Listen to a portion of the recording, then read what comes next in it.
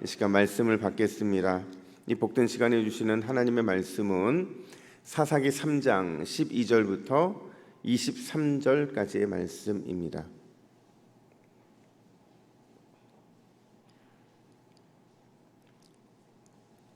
구약성경 364면에 있는 사사기 3장 12절부터 23절, 가장 무서운 병기라는 제목으로 오늘 말씀을 받겠습니다.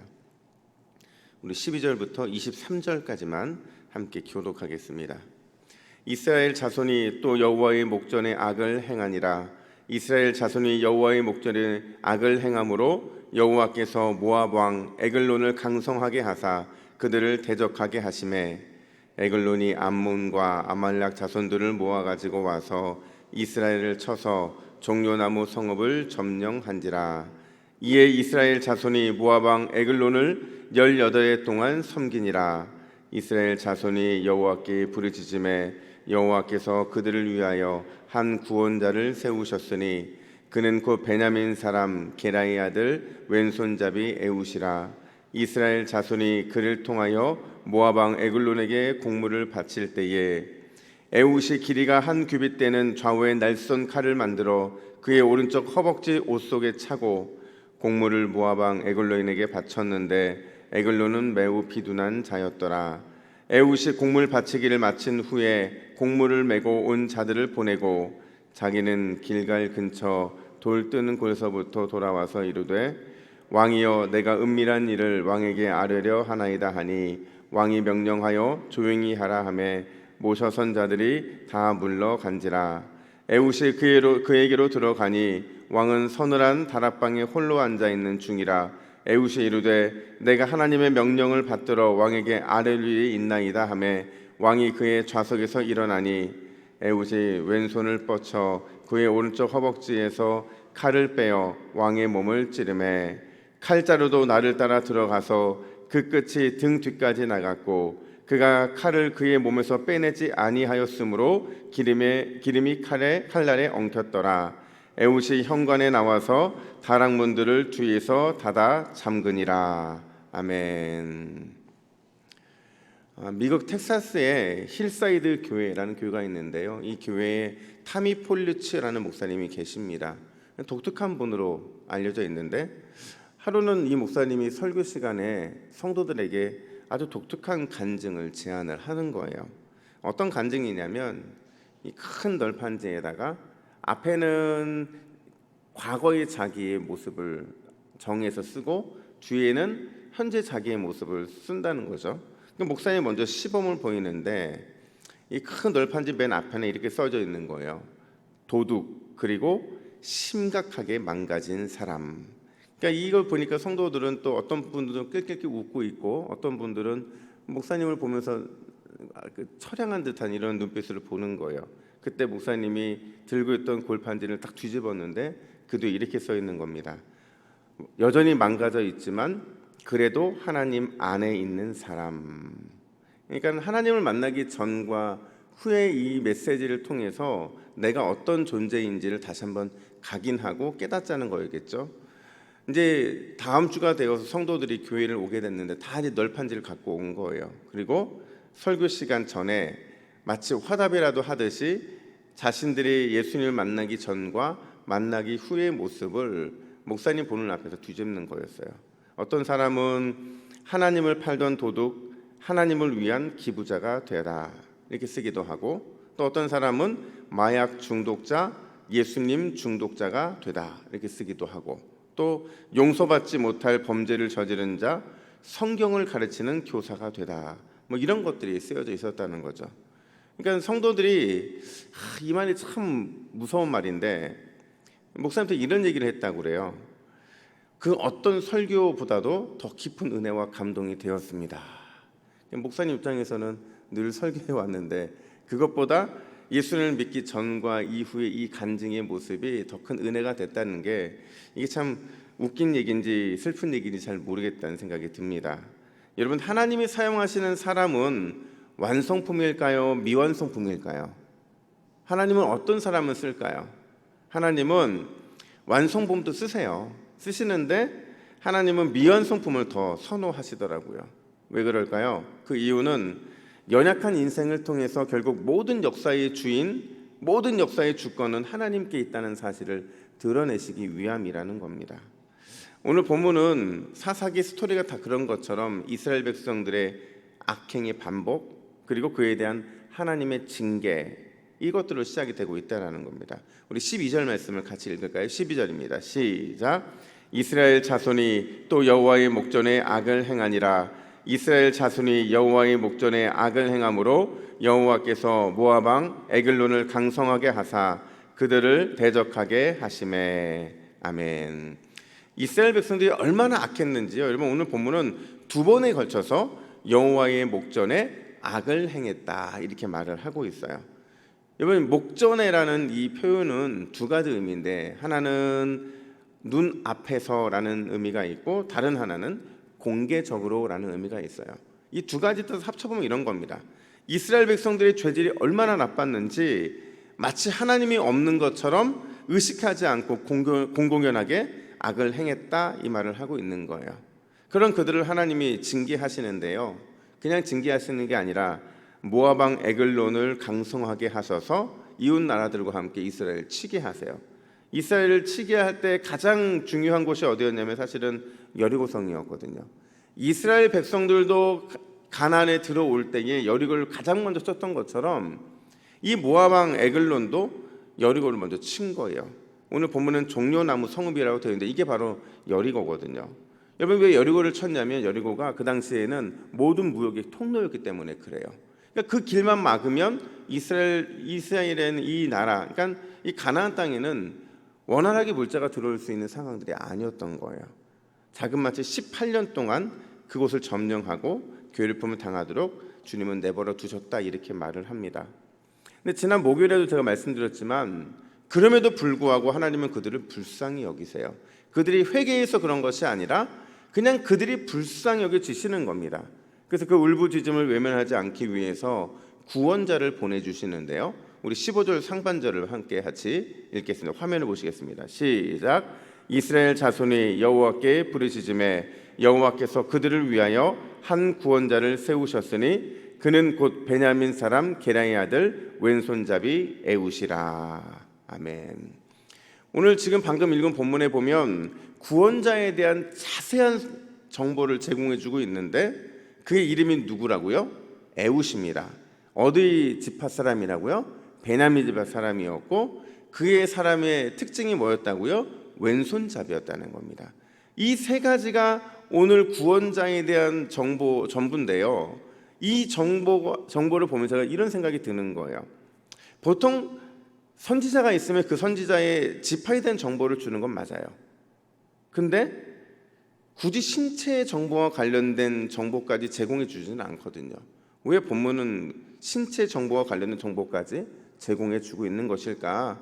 왜냐하면 신체 정보가 오늘 본문을 풀어나가는데 굉장히 중요하기 때문에 그런 겁니다. 에웃이라는 사람이 하나님께 쓰임받은 이유가 바로 이 신체 정보에 들어있기 때문에 지금 오늘 본문은 그걸 굳이 드러내고 있다는 거예요. 과연 그의 신체 정보가 우리에게 주는 교훈이 무엇일까? 첫 번째로 하나님은 우리 인생의 약점을 강점으로 사용하신다라는 겁니다. 다른 말로 바꿔 말하면 부족한 사람을 세워서 하나님의 도구로 사용하신다라는 거예요. 자, 보세요, 여러분. 고대 근동에서는요, 지금도 좀 그런 것들이 있긴 한데 특별히 이스라엘 공동체에서는 정상이라는 의미, 또 강력한 힘이라는 의미를 사용할 때 어느 쪽 방향을 쓰냐면 오른쪽이라는 방향을 씁니다.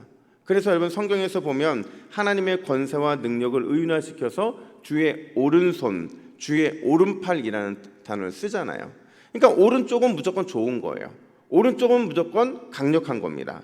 반대로 비정상적이고 약하고 또 장애를 뜻하는 건 어느 방향이냐면 바로 왼쪽이라는 겁니다. 그래서 주님의 왼손, 주님의 왼팔 이런 거 없잖아요. 그러니까 히브리 사람들뿐만 아니라 그 당시 고대 근동의 사람들은 이 어떤 이런 나눔을 확실하게 했다는 거죠. 근데 오늘 본문에서 에웃이 왼손잡이였대요. 그러니까 왼손잡이였다는 것은 풀어 설명하면 오른쪽이 묶여 있는 상태라는 거예요. 그러니까 오른손이 쓸 수 없는 그런 장애를 가지고 있었다는 겁니다. 그러니까 이스라엘 공동체에서는 이 오른손이 장애 있는 사람이 리더가 되거나 심지어 환영받지 못하는 그런 그런 사람이었다는 거죠. 근데 그가 어느 지파 사람인지가 참 중요한데, 아까 분명히 베냐민 지파라고 했습니다. 베냐민 지파의 뜻이 뭐예요? 오른손의 아들입니다. 그러니까 오른손의 아들 지파 사람이 오른손의 장애를 가지게 되어서 왼손잡이가 되었다. 이건 지금 비꼬고 있는 거거든요. 그러니까 누가 보더라도 이스라엘 백성들은 이 에웃은 아무것도 할 수 없는 사람이야. 이게 딱 정해져 있는 거라는 거죠. 그러니까 웃긴 상황이라는 겁니다. 말이 안 되는 상황을 지금 성경은 언급하고 있다는 겁니다. 근데 하나님께서는 에웃의 이 평생 약점을 강점으로 사용하신다라는 거예요. 오른손의 아들 지파 사람이 오른손에 장애를 가지고 있다는 이 우픈 현실을 이스라엘을 18년 동안이나 괴롭혔던 에글론을 무너뜨리는데 사용하셨다라는 겁니다. 여러분, 이런 모습을 볼 때에 분명히 인생의 약점은 하나님의 축복의 통로가 되는 줄로 믿습니다. 우리는 이 본문을 한두 번 들어본 게 아니에요. 근데 여러분, 내가 가장 힘들어하던 약점이 하나님께서 역사하실 때 가장 위대한 강점으로 변화된다라는 사실을 늘 에웃을 통해 우리는 배웠음에도 불구하고 늘 우리 안에 있는 게 뭐냐면 이 약점 때문에 생기는 열등의식입니다. 그리고 이 약점 때문에 생기는 패배감에 대한 좌절이라는 겁니다. 우리가 살다 보면 왜 열등의식에 빠질 때가 없고 왜 좌절하고 왜 패배감을 가질 때가 없느냐라는 거예요. 근데 여러분, 기억하셔야 될 게 하나님은요, 자기 백성의 약점을 강점으로 늘 사용해 오셨다라는 거예요. 이 세상에 강점만 있는 사람이 누가 있겠습니까? 이 세상에 모든 것이 완벽한 사람이 누가 있겠냐는 거예요. 앞서서 제가 언급해드렸던 것처럼 하나님은 완성품과 미완성품 중에서 누구를 사용하신다고요? 되도록이면 미완성품을 사용하세요. 왜냐하면 그 하나님께서 사용해 주심으로 역전되는 거, 이걸 하나님은 늘 기뻐하시기 때문에 그렇다는 겁니다. 그래서 주님은 늘 약한 자에게 힘을 주셔서 강하게 사용하시고 그 강함을 통해서 우리는 하나님께 영광을 올려드리는 도구가 될 수 있다는 겁니다. 여러분, 이 새벽에 우리가 기도할 때 약점은 강점으로 바꾸어질 줄로 믿습니다. 우리가 기도할 때 하나님은 우리의 약점을 늘 강점으로 크게 변화시켜 주실 줄 믿는다는 거예요. 그 믿음이 우리 안에 있다면 오늘 우리가 주 앞에 부르짖으며 달려나가는 것, 그것은 우리의 기도의 제목이 아니라 주님이 우리를 사용하시겠다는 믿음의 사인인 줄로 믿습니다. 뿐만 아니라 오늘 두 번째로 하나님은 우리에게 강력한 무기를 주셨다라는 사실이에요. 근데 이 강력한 무기를 주셨다는 사실을 누가 깨닫는 줄 아세요? 그냥 완성품이 깨닫는 게 아니고요, 미완성품들이 깨닫는다는 거예요. 여러분 오늘 보면 16절 말씀을 같이 읽습니다. 시작. 에웃이 길이가 한 규빗 되는 좌우에 날선 칼을 만들어 그의 오른쪽 허벅지 옷 속에 차고. 자, 여러분 눈에 보이는 무기가 하나 등장하는데요, 보니까 한 규빗 되는 좌우에 날선 칼이래요. 한 규빗이 요만한 거거든요. 그러니까 요만한 한 규빗이 오른쪽 허벅지 속에 찼대요. 근데 오른쪽을 쓰지 못하니까 자연스럽게 무기를 숨기기에는 참 좋았던 거죠. 이 암살용 칼로 인해서 이 칼로 에글론을 찔러 죽이게 됩니다. 근데 사실 여러분, 에웃의 강력한 무기는 눈에 보이는 이 암살용 칼이 아니었어요. 오늘 보면 19절 중반절 보니까 왕이여 내가 은밀한 일을 왕에게 아뢰려 하나이다, 이렇게 말을 합니다. 은밀한 일, 이 은밀한 일이 똑같은 다바르라는 히브리어인데 이 단어가 20절에서는 뭐라고 쓰이냐면 하나님의 명령이라는 단어로 쓰입니다. 그러니까 지금 에웃이 은밀한 일이라고 말하고 있는 것은 하나님의 명령이었다는 거예요. 그 명령, 그러니까 하나님의 이 명령을 가지고 지금 에웃을 죽이러 온 겁니다. 무슨 말이냐 하면 에웃의 강력한 무기는 오른쪽에 있었던 그 칼이 아니었다는 거예요. 그의 강력한 무기는 하나님의 명령과 하나님의 말씀이었다는 겁니다.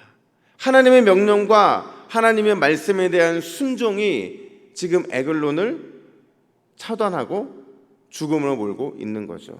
바로 그 비밀 병기가 에웃을 구원자의 역할을 감당하게 했다라는 거예요. 여러분, 이게 어떤 의미가 있냐면 생각해 보세요. 지금 처음에 저희가 읽었던 이 시작이 어떻게 시작이 되냐면 이스라엘 자손이 또 여호와의 목전에서 악을 행했다 이렇게 말을 하잖아요. 그러니까 정상적인 몸을 가지고 있는 사람은 하나님께 불순종하고 있는 겁니다. 정상적인 몸을 가지고 있는 사람은 말씀을 따라 살지 않는 거예요. 하지만 오른손에 장애가 있는, 그래서 이스라엘 백성들이 누구나도 그에 대해 정상적으로 바라보지 않는 바로 에웃은 하나님께 순종하고 있고 말씀을 따라서 그 말씀의 은혜 가운데 나아가고 있다라는 겁니다. 이게 바로 그 차이를 보여주고 있는 거예요. 여러분, 비록 우리는 눈에 보이지 않지만 우리에게 있어서 가장 강력한 무기, 가장 무서운 비밀 병기는 하나님의 말씀인 줄로 믿습니다. 이 말씀이 우리의 약점을 더 이상 약점으로 만들지 않는다는 거예요. 우리가 하나님의 이 명령과 말씀만 강하게 붙잡을 수 있다고 한다면 그것은 우리에게 강력한 무기가 될 것이고, 이 무기는 반드시 우리의 약점을 강점으로 사용하시는 하나님의 능력으로 나타나게 될 것이기 때문에 그렇다는 겁니다.